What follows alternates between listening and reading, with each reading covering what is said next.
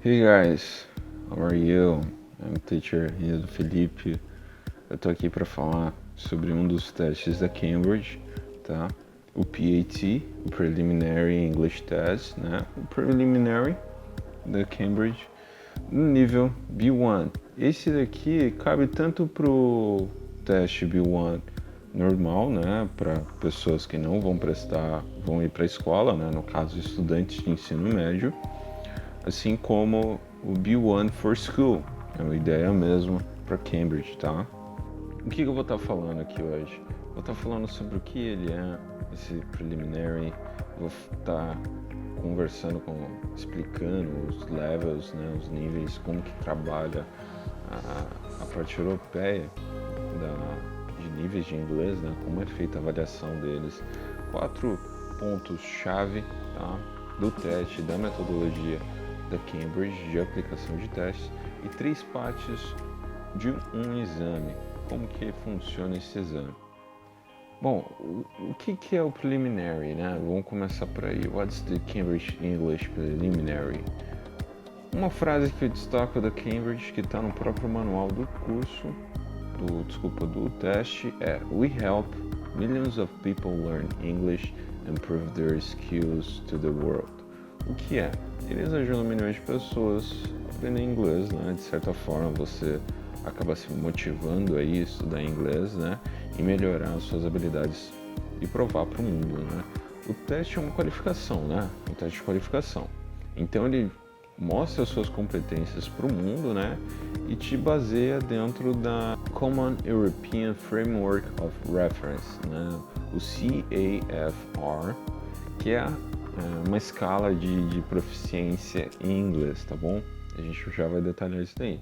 E aqui no caso, o target, né, o nosso foco é falar sobre o level B1, né? O que é a definição do level B1 para Cambridge, tá? E para o preliminar? Entender informações factuais de inglês, né? Mostrar que você fica ciente de opiniões, atitudes e humor, né? Mudanças de humor quando a pessoa fala mais agressiva, quando ela está mais chateada, entender isso, né? E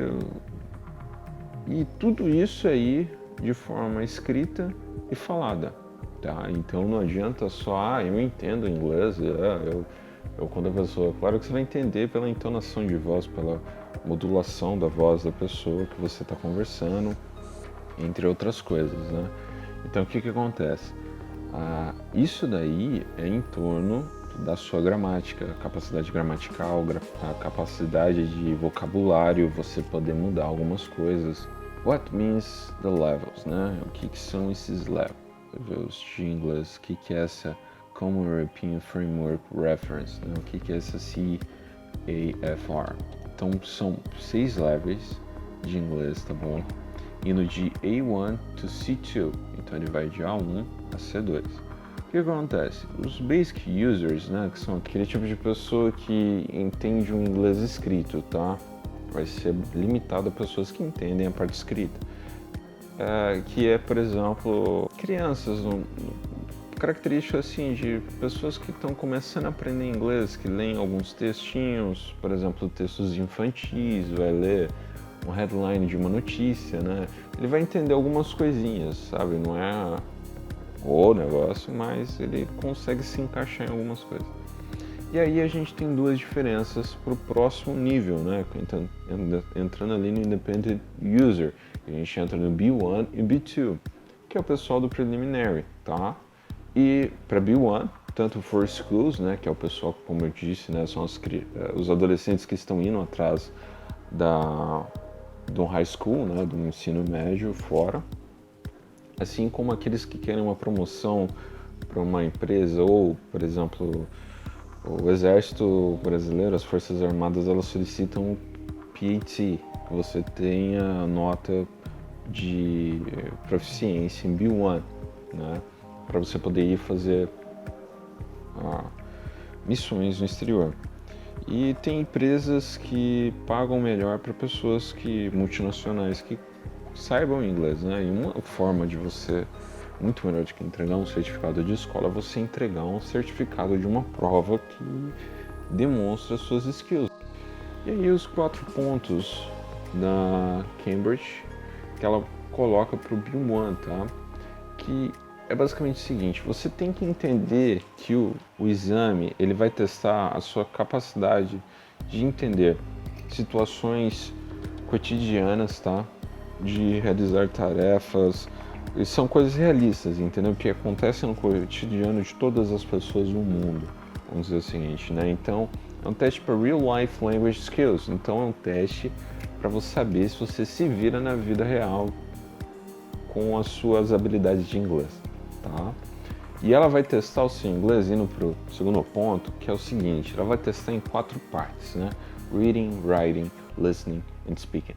Então são 4 partes de Language Skills que eles trabalham, que eles querem ver a sua capacidade. E uma parte legal, o terceiro ponto, que é o seguinte: coragem que as pessoas que estão aprendendo inglês tenham uma experiência positiva, né? Que elas não fiquem assim, pô, fui mal aqui nesse teste, porque testes, uma hora você vai bem, às vezes tem pessoas que falam muito bem inglês, escrevem muito bem, e vai fazer um teste e acaba indo mal, mas não é bem isso. Você tem que procurar e ir atrás de um impacto positivo na sua linguagem, né? Onde que você pode melhorar em aprender o inglês aqui no caso, né? E o último ponto, or as far as possible to all candidates, whatever their nation, ethnic and linguistic background, gender or disability.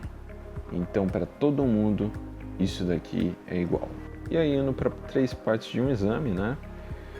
Os 3 partes de um exame é o seguinte: o reading e o writing, eles são feitos no primeiro paper, tá? 1h30 para fazer as duas coisas. São 5 partes para o reading, tá? São textos onde você tem que ler e responder algumas perguntas.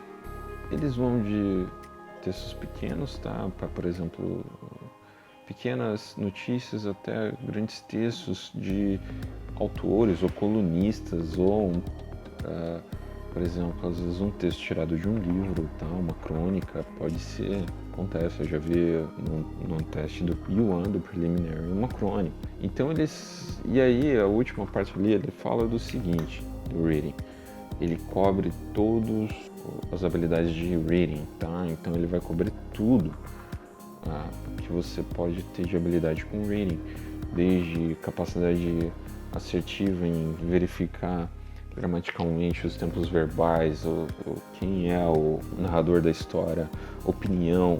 E aí pro writing, partes do reading vão ser utilizadas no writing, onde você tem que se comunicar com pelo menos 35, 45 palavras e vai ter que fazer uma carta, um formal letter, uma história de pelo menos 100 palavras, tá?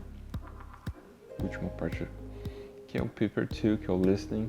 São 4 partes de listening, cada uma com gravações diferentes, com perguntas diferentes, e aí pode ser que seja uma pessoa explicando uma coisa, como pode ser um diálogo, e aí ele cobre tudo, desde aquilo que cobre no reading também, de mood, humor, cobre de grammar, vocabulary. Ele vai pegar tudo isso numa sopa, e dentro do listening você vai ter que responder algumas perguntas que às vezes são bem complicadas. E aí ele vai cobrir tudo aquilo que você ouviu. E o speaking, ele vai ser em forma de uma interview, tá? Ele vai ser assim, são 4 partes, tá bom? Mesma coisa. Então ele vai cobrir diferentes interações entre as pessoas que estão ali, né? Então os testes eles são pegos em partes e às vezes num grupo de 3, primeiras partes, tá? Então vai pegar você, um colega, e vão ter que conversar em inglês, de acordo com o tema, às vezes um grupo com 3 pessoas, e de acordo com aquilo que você vai falando, eles vão verificando a sua habilidade de inglês, né? Não vai ser aquela coisa, por exemplo, I like your new shoes. Where did you bought them? Well,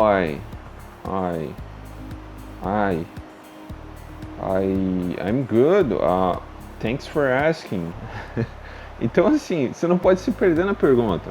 Às vezes é uma pergunta muito simples, você não tem que responder. Então, por mais que às vezes seja uma coisa simples, esse último exemplo meu foi o seguinte: a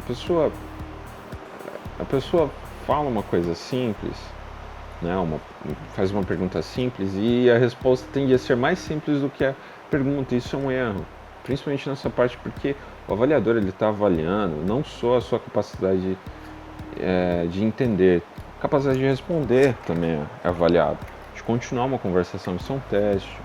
Então, por exemplo, cai uma discussão sobre uma pintura do Leonardo da Vinci, você vai responder, é bonita? Não, você tem que responder coisas sobre a pintura. I like the color of the ink of her face, or of the landscape, or of the sky, or of that thing that is drawn in the middle of it, and I can't think what is, entendeu? A pessoa fica, eu não sei o que é aquilo ali, mas é muito legal aquela cor que ele pintou, aquele objeto. Eu achei legal o jeito que ficou aquilo. É isso, entendeu? Opinião, é discussão, é emitir algo. Beleza? Então, fica aí até o próximo vídeo aí que eu gravar, tá bom?